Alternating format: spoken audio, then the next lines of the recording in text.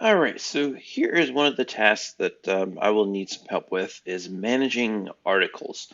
So I have I guess a little writing agency that delegates out various articles that I receive from clients and delegates out those to authors.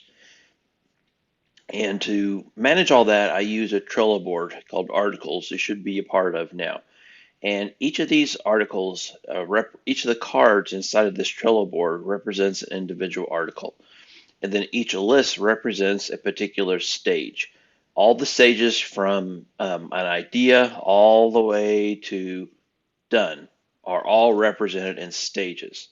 And behind each of these stages, there's some automation. So I'm big on automation. So I have some automation coming up in the background depending on what card is moved into what list and so on. So I'll kind of give you a brief overview of what each of these, what happens whenever the workflow goes on coming, starting all the way from left to right.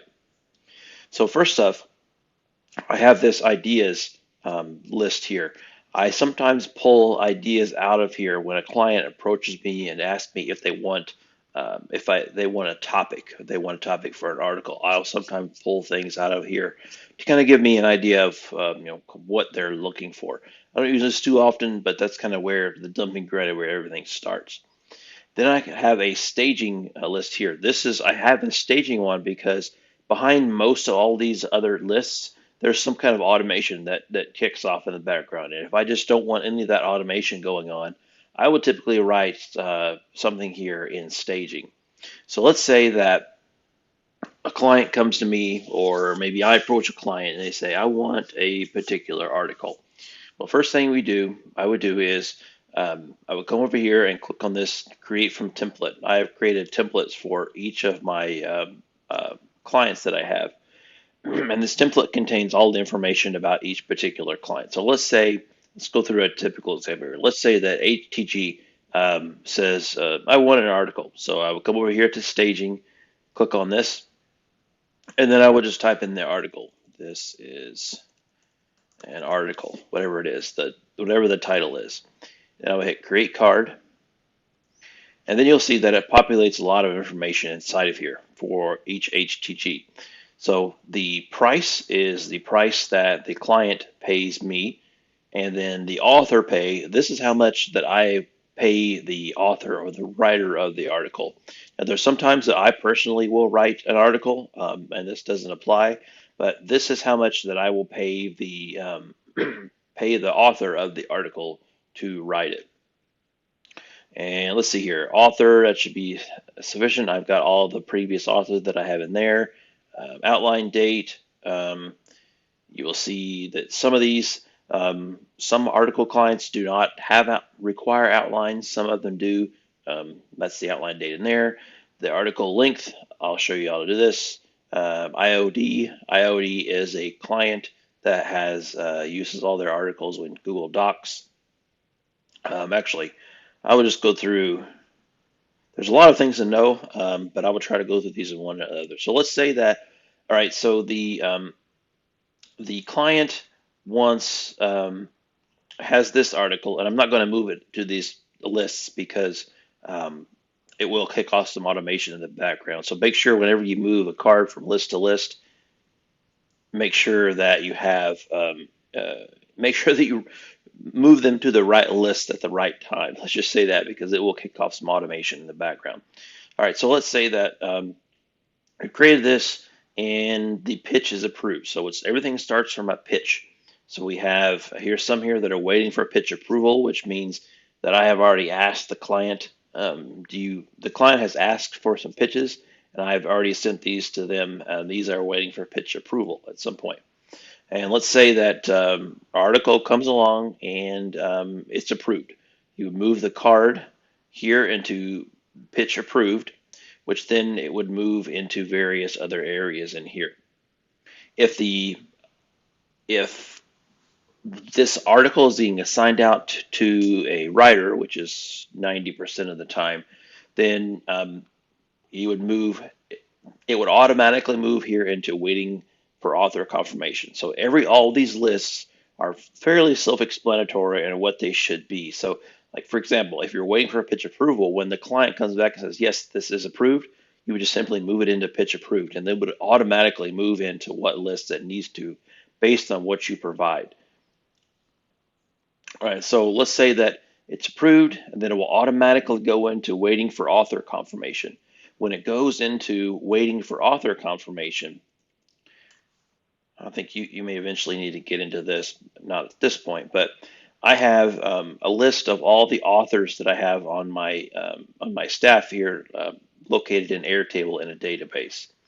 So I have authors, and here is all of the authors that I currently have that are ghostwriting for me. So I have 21 people. Some people have good expertise, some people not necessarily. This is one thing that I will need you to do eventually is to try to figure out um, uh, what types of articles go to which writers, and manage all that stuff, but we'll save that for another day. But anyway, whenever it goes to waiting for author confirmation, all of my trusted writers are sent an email saying, hey, there's an article available. And that gets that information by looking up this information in Airtable. So I have a view here called Trusted Writers. And these are the writers that I have marked as trusted over here that have written for me in the past that I know they do good work, and I wouldn't have any problem with them writing any article that I come across. So that's where this is information. So it gathers this email address here, and then it emails all of them. And let me show you what one of those emails looks like. So they will get, let's see, where, yeah, here we go. See all these emails here, new article available, new article available. Whenever you move one in here, all these emails are sent out. So we'll say right here. So it just says, hi, ghostwriter, whoever it is, this is an automated message, details, and it gives them all the information about that particular uh, article. So that's what happens when it goes into waiting on author confirmation. That's when we're waiting, we've notified our pool of writers, and we're waiting for them to get back and say, yes, I want to do that. All right, so let's say that one of the authors comes back and says, yes, I agree to this. Then you would move the card from here over to author assigned. When you move it to author assigned, then it knows to put it in one of two different, no, one of three different lists here. All right, so let's say that you move it over here, and it's an HTG article. We're going to go from here. HTG doesn't require an outline. So the next phase of most of the article lines that I have do not require an outline. So let's say we're going to talk about HTG. All right, when you move it over here to author assigned, the automation in the background knows that HTG doesn't require an outline. So when it figures that out, it's going to pass over all of these outline stages here, all of these, and it's just going to move it directly to waiting on author article. So this is where it will drop it in, and then at this point, the writer will get an email saying that, hey, you've been accepted. Let me see a good example of one of those. Here we go. Here's one that actually requires an outline. This is the one. This is an email that an example email that they get. Hey, ghostwriter, whoever this is an automated message letting you know you're assigned to, this, all outlines, blah blah blah, and it will just tell you. It will tell the author that they've been approved and they're ready to go. So you don't have to worry about communicating with the authors of whether they're approved or whether they're not, or further instructions. All that is automated in the background. All right, so let's say that we've got one here, and you have this has all been assigned when blah blah blah blah. Okay, so that's all been assigned, and let's say that they either email or sometimes they'll notify you in Slack, which I will introduce you to them shortly. But they will notify you in Slack or email and say, hey, I'm done with the article. I'm sorry, I haven't got ahead of myself here. So whenever you create, I'm sorry, yeah, I skipped a spot. Whenever you create an article and it goes into waiting for author confirmation, or really anywhere in these stages somewhere, you need to create a Notion page. So I do everything, all kinds of things in Notion. Notion is my tool of choice for just about everything. And let's say that we're doing, I don't know, this isn't this article here. Notice that we have an article link custom field. That is for the Notion page, and I will get you access to Notion. So in Notion, I have an articles database, and the articles database contains all of my blog posts, all of the articles that I write for clients. It contains, I mean, everything.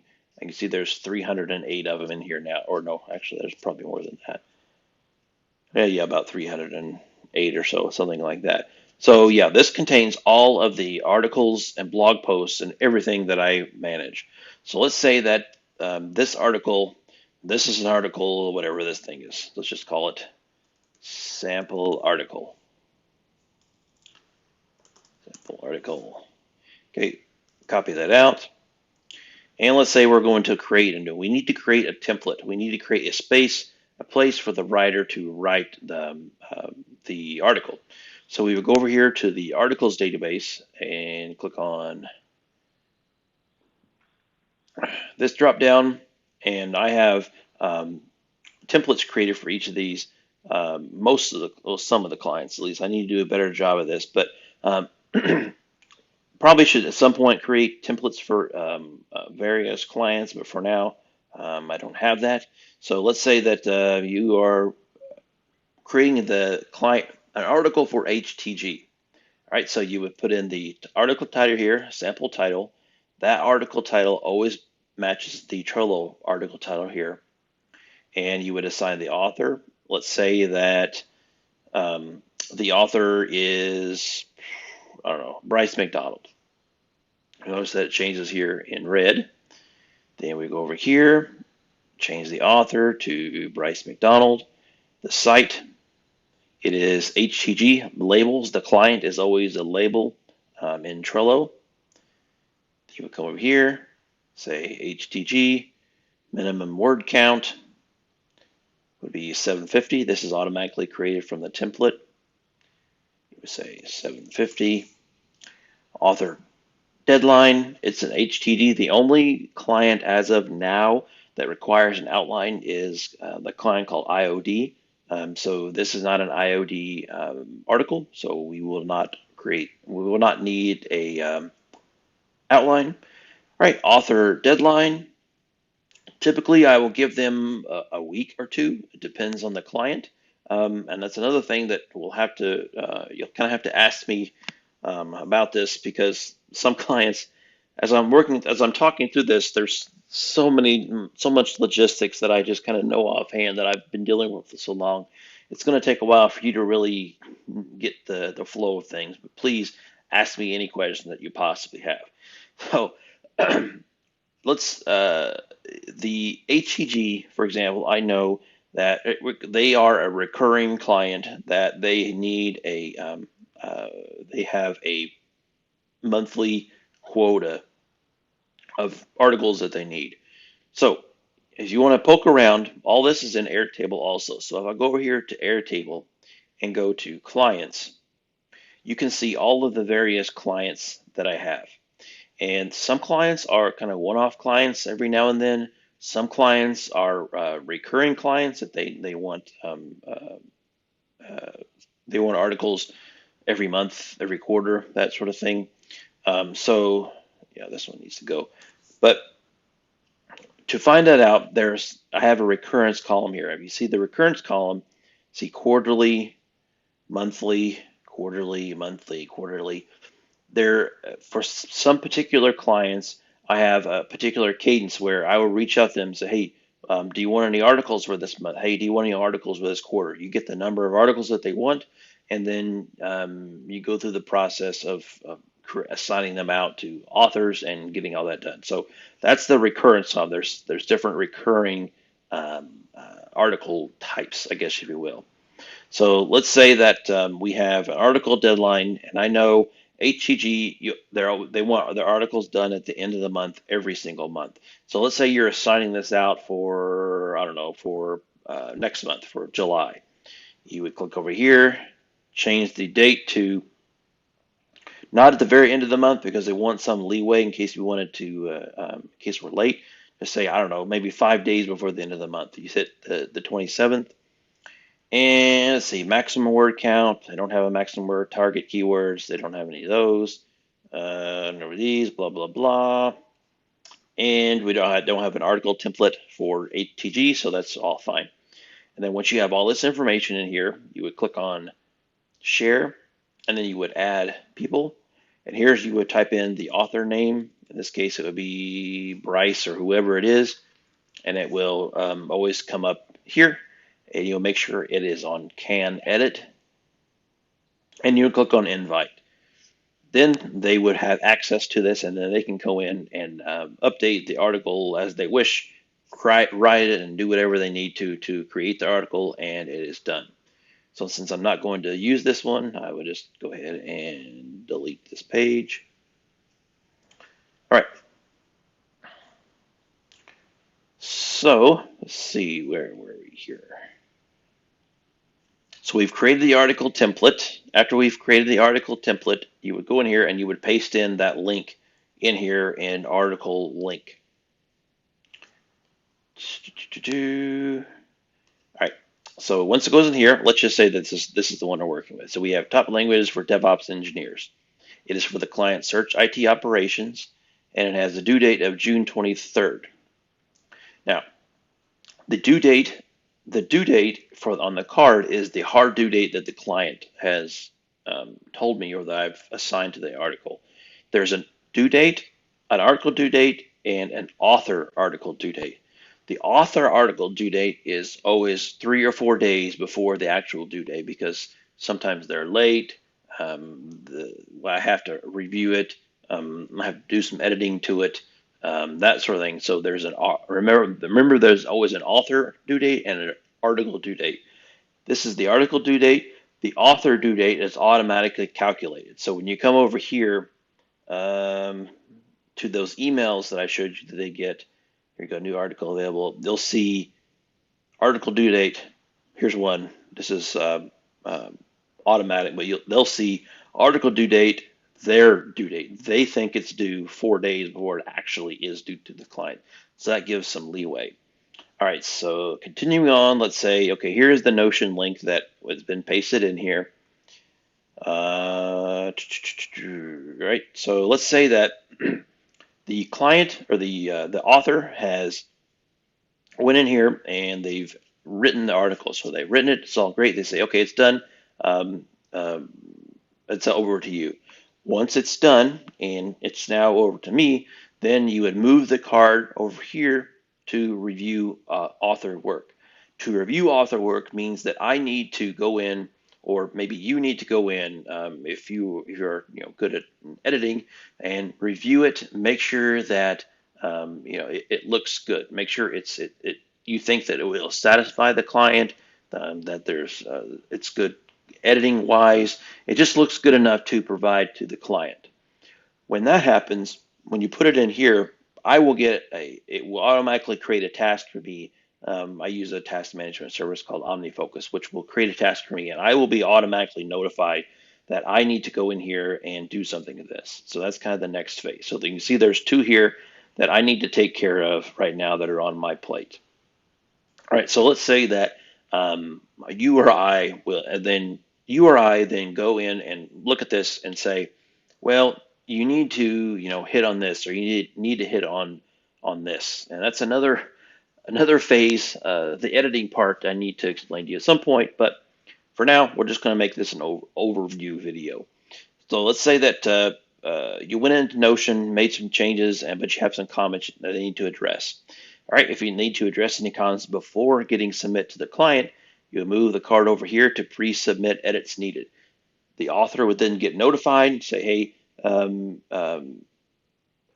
all the information that you need. So let's say that this one, say this, you would right over here in the comments say, I really need paragraph 1 to be fixed, or whatever it is, some kind of comments that you have here. Once you put these comments in here, you would then move it over to pre-submit edits needed. Once you do that, the author of the article will be emailed with the contents of the comments that you would provide to them. You would say they would see your comments and go through and then edit them. So let's say that they've done their editing and they're done. Then it would move into article complete.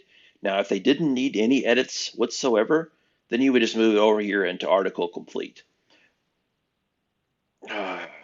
Yeah, it's not the case for every situation. Um, all right, let's just keep this as an overview. I will try to make this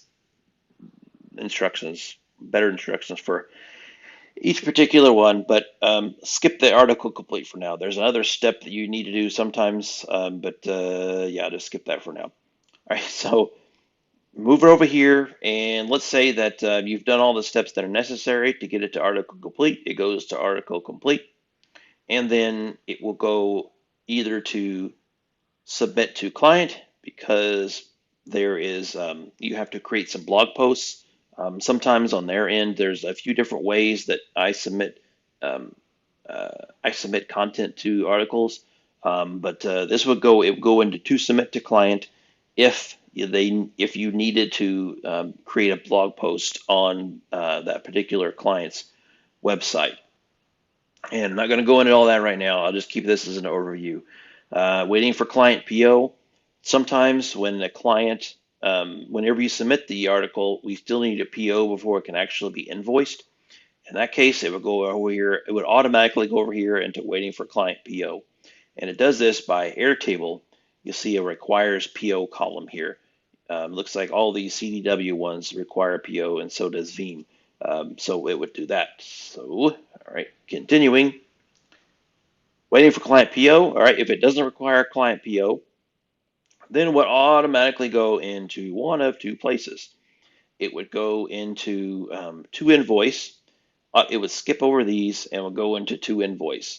That's if it's not an IOD article. IOD is an agency in and of themselves. They have a lot of their own rules, but let's just say for an HTG article, it would go automatically over here into to invoice.